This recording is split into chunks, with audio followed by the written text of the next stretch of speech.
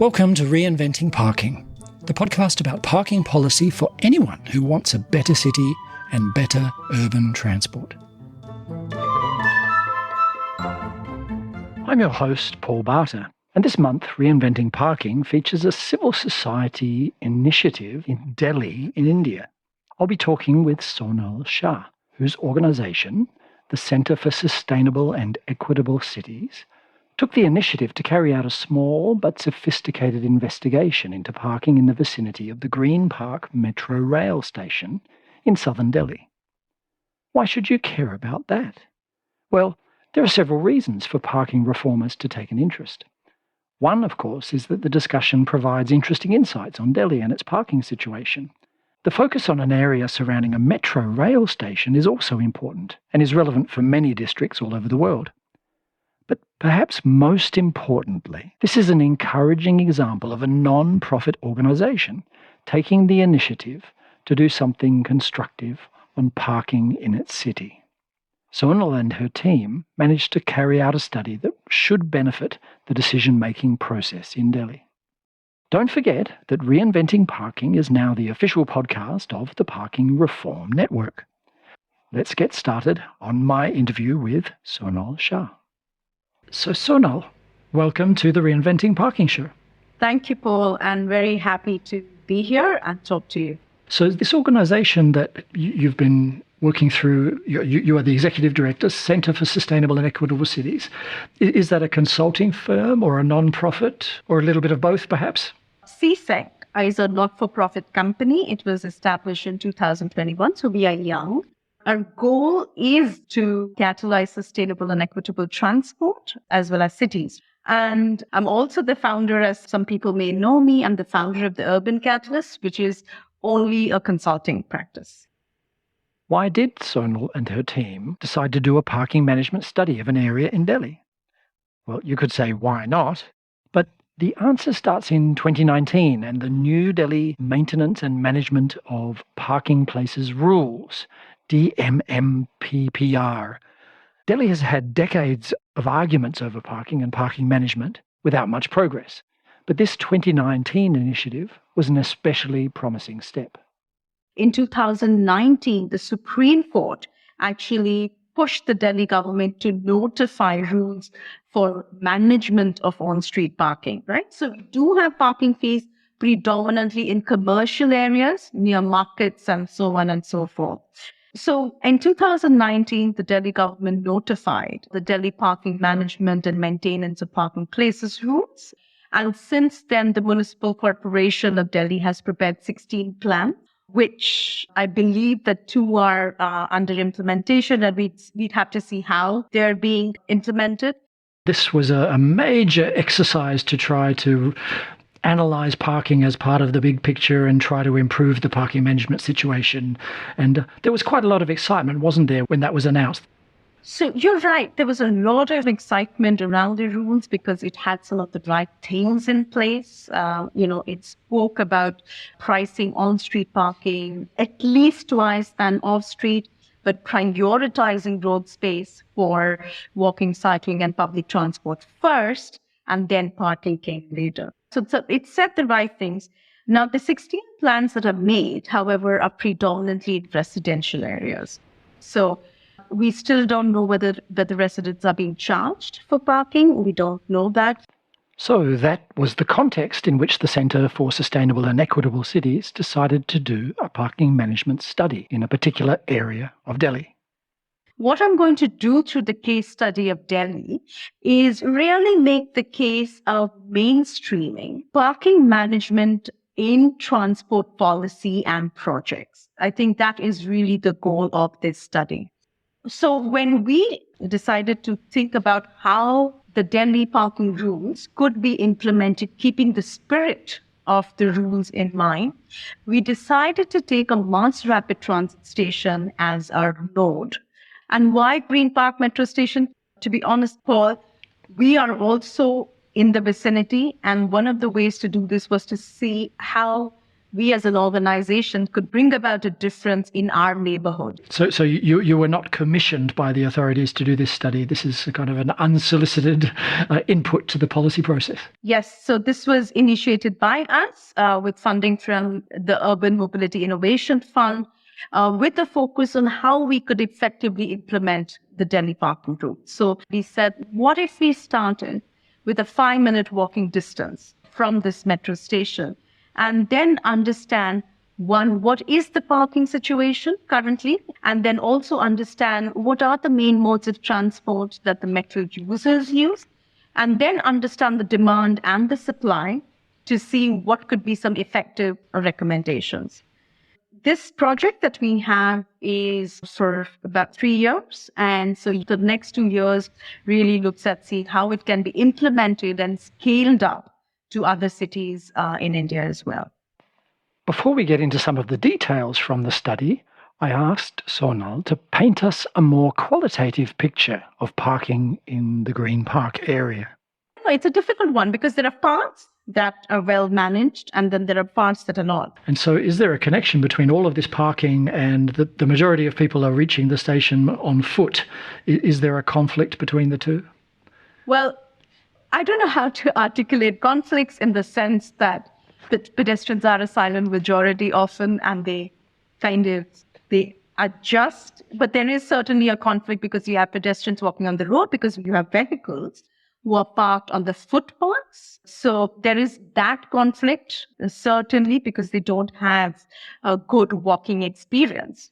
Let's think about one of the major roads in the area, say Aurobindo Marg, where one of the images from your report suggests that parking is really taking up a lot of space on a road that really, it's clearly a road that's important for traffic, for public transport, but it's also an important place for people going shopping and, it needs pedestrian space.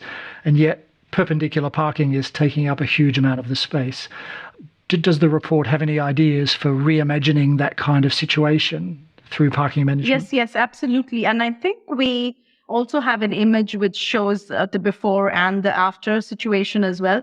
So Aurobindo Marg, interestingly, is also the corridor where you have the yellow metro line running underground, right? So this area should have been designed for pedestrian accessibility and it should have had a very nice public realm. On the other hand, all you see are vehicles, right? So there's one part, if you can see where there's a market, it's called Yusuf Sarai, one side of the market, vehicles are parked perpendicularly. On the other side, you have a service road. And that is a little chaotic because you have vehicles on the footpath, you have vehicles on the carriageway, you have that kind of chaos. So we've shown an image of the future where the parking is reoriented so that it becomes parallel and then you don't have a sea of parking in order so that you have a very vibrant and lively public realm. So, yep, we certainly do have that because that's what we also want to use to convince the residents over there, residents, market associations, that this is what the future is, could be actually. Now let's dive into more of the details of the Green Park parking study itself. So we conducted 200 surveys with metro station users and found very interestingly that 70% of them actually walked to the destinations for a distance up to 1.2 kilometers. So as far as first and last mile is concerned, you need good walkable footpaths. Just to clarify, this was a survey of 200 passengers arriving at the station? Yes. So the surveys were done at the entries and the exit gates of the metro station. Yes. And then we also did a survey with 400 personal motor vehicle users, but primarily two-wheelers and four-wheelers. And we found that close to about 80% of the users took less than 5 minutes to find a parking space, right? So very easy to find on-street parking. We found that a majority of them, again, around 70% or so, were within 100 meters of the destination. So very convenient again. So these motorists were not necessarily going to the metro station. They were just arriving in the vicinity, going about their business. Perhaps some of them were going to ride the train. Right. So I think most of them were using the space around the metro station for parking their vehicles. They were not using the metro station. And we found that the ones that we surveyed were predominantly some of the long-term users. So they would park the vehicles about 4 hours on average.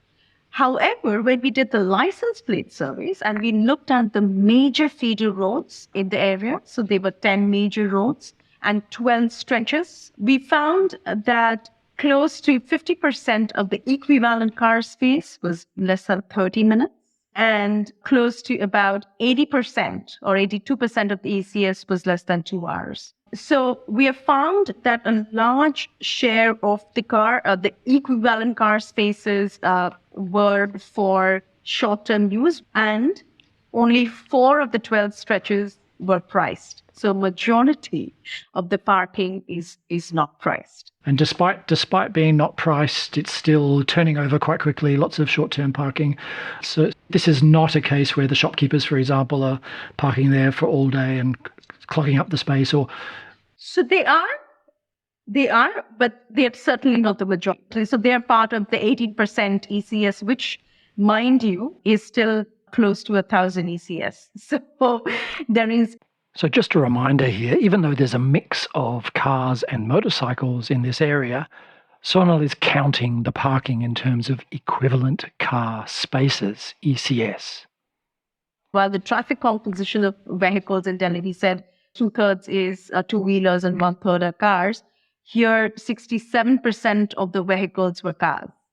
So we're seeing actually a reverse in this neighborhood particularly. This is a fairly affluent neighborhood by Delhi standards. You do have some urban villages, but then this is a fairly affluent neighborhood. It's interesting, the short-term parking, right? Because you might expect that a metro vicinity would attract people parking all day and then riding the metro. And often there's a sort of a political push to have park and ride facilities at metro stations. But this suggests that there's not actually very much demand for park and ride near this particular station. Yes, and in fact, there is a multi-level car park right across one of the entrances. And we observed that its occupancy was only 32%. So clearly, most of the parking is for nearby users because we have 2 markets in the area as well. And it is also an employment node. So I think most of it is destination oriented rather than park and ride. Yeah. And then just another data point, if it helps, we found that the parking turnover for ECS per bay per hour was ranging from 0.27 to 1.07. So we clearly want to increase from the lower end. So that is really the goal. And one of the major reasons I think perhaps we found is that the rates of on-street parking and off-street parking were the same. So it's about 20 rupees. So I think about 30 cents an hour for a car to be parked on the street or in the multi-level car park, right? So obviously, when you have this situation, someone would prefer to be as convenient as possible to the destination. This particular multi-level car park is also one of those automated ones, isn't it? So it's quite a slow process to leave your car there. Yeah, it would take about 10 minutes or so to kind of access it. Yes, it would. And so this is not the only multi-level car park. We have 3 other off-street parking spaces as well in the neighborhood. But again, their fees are the same, and they are managed by the urban local body. So that's the Municipal Corporation of Delhi. People outside India would be interested, I think, to hear about this kind of parking analysis using this concept of ECS, equivalent car spaces. And that reflects the fact that even in the priced areas, parking is not necessarily marked out with car spaces and motorcycle spaces, right? It's just people park wherever they can fit. Is there some informal kind of arrangement where motorcycles are kept in certain areas and cars in other areas? Right. The off-street parking spaces that we observed did have a clear system of perpendicular parking, so to maximize that. The two-wheelers, I think, were accommodated informally, but the cars had designated spaces, right? So by designated meaning there is a certain order. It was not haphazard.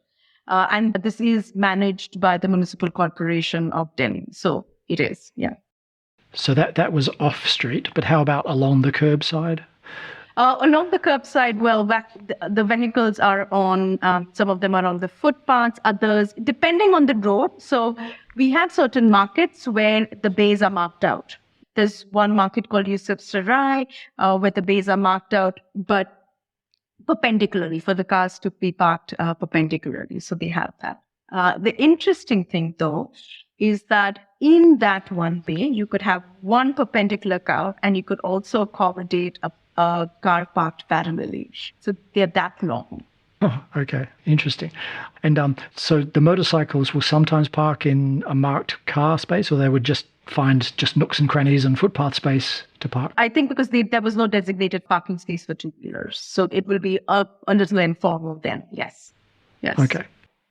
The report also takes a critical look at the contracts for on-street parking pricing and how they work in Delhi, and makes some suggestions for improvements, which the report argues would greatly improve the quality of management while enormously increasing the revenue for the city. If that aspect interests you, please do take a look at the report, which you can find via the page for this episode at the Reinventing Parking website. The report is also proposing to shorten the blocks of time in the pricing system. So what happened is, because we understood the demand, right, that most of the demand we said was under 30 minutes, we divided the timing into 4 slots of half an hour. So you would pay for the first 30 minutes, then you, depending on how long you wanted to stay, you could pay for 30 to 60 minutes, 60 to 90, and 90 to 120. We did have a base factor, and that was then multiplied 2, 3, 4 times as you increased. So that was one method. The other one was we found that amongst the 10 roads, there was a difference in demand depending on the road. And so we differentiated these. We had some of the higher demand roads and said that they would be priced higher than the lower demand roads. And so eventually what this would mean is that you would now pay at least 3 times more per day on a higher demand road than the existing situation. And this would also be 3 times more than the off-street or the multi-level car park. So this is how we distributed our pricing structure. How does that differ from the current pricing structures? I'm not quite clear on that. Sure. So it's price per hour starting with 1 hour. So you have 1 hour, you can 2 hours, 3 hours, 4 hours, and above 4 hours. Okay, so your innovation is to make it half-hour blocks rather than 1 hour blocks, okay? Yes, up to 2 hours. And then on top of that, you're proposing different prices in different places. Okay, got it. Now we turn to the issue of payments technology and methods. One way that has been talked about in other cities is that rather than a paper and cash system, you would have some kind of electronic payment or digital payments system so that then it can be monitored by the city and they don't have to just take the word of the contractors for everything. And that is being initiated. So, for example, there is an app. It's called My Parking. It's actually quite good because I have it installed even though I don't own a car.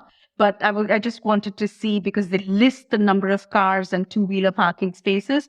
The thing, though, Paul, is that I feel like the contracting system needs to change for this to work. Unless the attendance payment depends on the transaction, what is the real incentive to use the application? So currently there's some sort of hybrid. Sometimes it's just cash and maybe a paper ticket, but we don't know how many are using the app.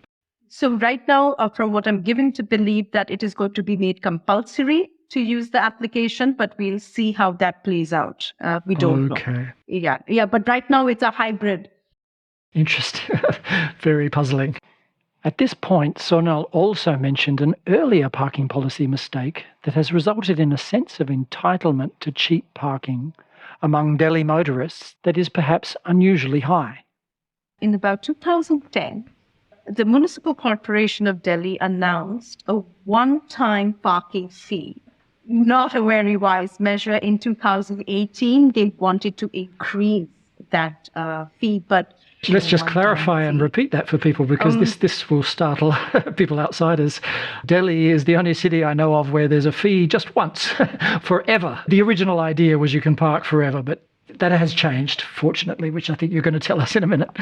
Yes, that has changed. But what it has done is created an expectation of entitlement to park on the road. I think that is a dangerous precedent. We have since then seen multiple things due to the very poor air quality in the city. So, for example, in 2017, we did see an escalation in on-street parking fees due to pollution and the odd and even trials, license plate number trials. I guess we have to hand it to the city that they're trying. They're trying to move in the right direction, but we're gathering from you that it's a difficult thing to do when you've got these incumbent contractors who are very resistant to change and entitled motorists. It's difficult to redesign the streets in this context as well. One of the key pieces was, how do you convince residents? Because I think this is also going to be a difficult one, is to see parking not as revenue and to reinvest it back into the neighborhood to improve the quality of the working environments, right? I think that is one of the other key kind of recommendation that we're making. And it is also part of a plan that the money be reinvested to improve the quality of working environments in the neighborhood. We are also aiming to organize some trials in the neighborhood and organize events to see how we can demonstrate that what reorientation, lesser parking could mean in terms of enjoying the streets, right? So we are trying what you may call car-free or car-reduced streets to the parking plan as well. So I think we also see that as a part of our recommendations. Yes. Just now you mentioned trying to improve the receptiveness to parking management among both residents perhaps and shopkeepers based on using the revenue in ways that would be seen as beneficial to those groups. And have you had any feedback from either of those groups of people about that idea? Yeah.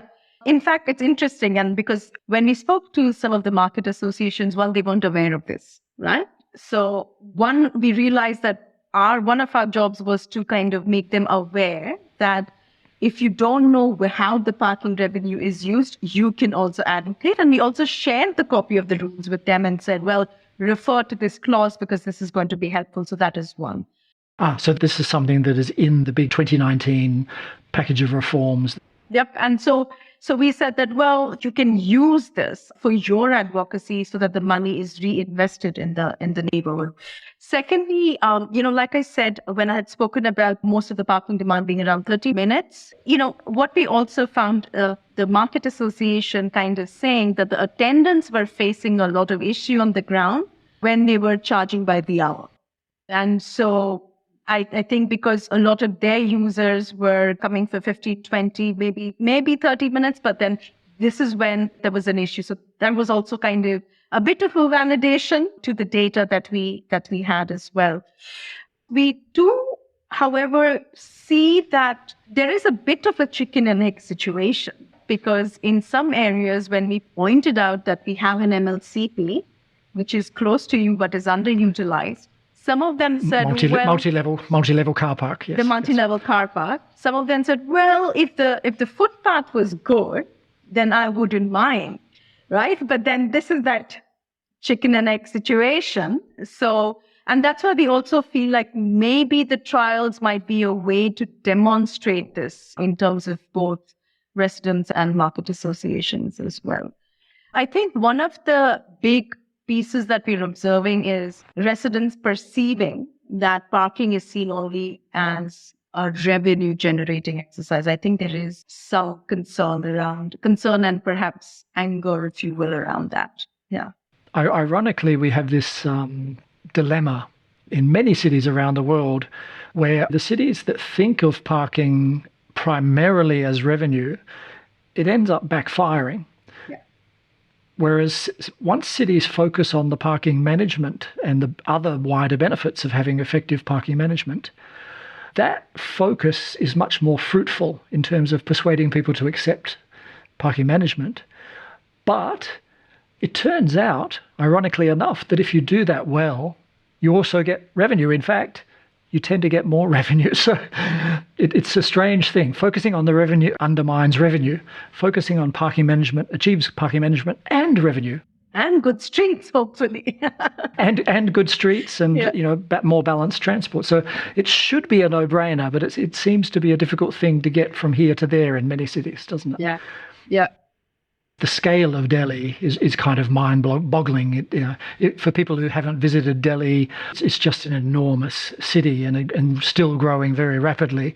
So this parking is inherently a very local thing. So this study is interesting, isn't it, in that you've got the think globally or think metropolitanly, but act locally. And it's interesting that this new set of rules encourages that. It has guidelines and principles and sets out the ground rules for doing parking management, but then requests that each area get to work on its own area, case by case. So there will be variations because Delhi is not only enormous but also very diverse in its landscapes, isn't it? So different areas will probably need slightly different parking management in practice in the details, or even if the principles are the same. Yep. Does that seem accurate or? No, absolutely. Absolutely, Paul. Delhi is about 1,500 square kilometers, roughly about 20 million residents. And it will certainly need different approaches. By approaches, I mean different details, while the approach might be the same.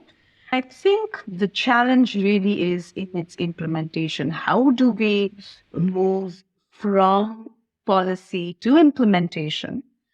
And how is it that starting with mass rapid transit stations can provide an entry point?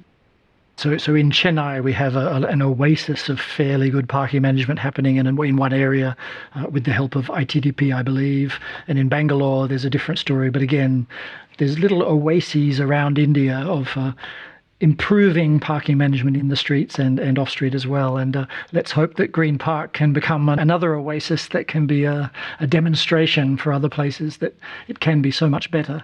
Absolutely. In fact, in Chennai recently, they had an area known as Pondi Bazaar, which redesigned its streets.